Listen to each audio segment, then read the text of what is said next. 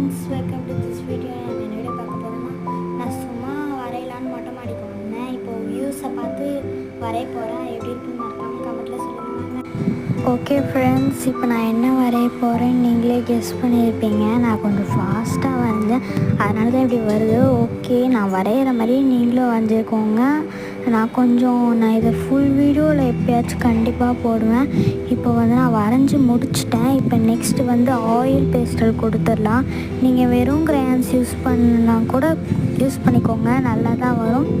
Okay, இப்போ நான் என்ன வரைகிறேன்னா, ஒரு பீச் மாதிரி ஒரு இடம் தான் வரைகிறேன். ஓகே, அதுக்கப்புறம் நான் ரிசல்ட் காமிப்பேன். அது எப்படி இருக்குன்னு மறக்காமல் நீங்கள் கமெண்ட்டில் சொல்லிடுங்க.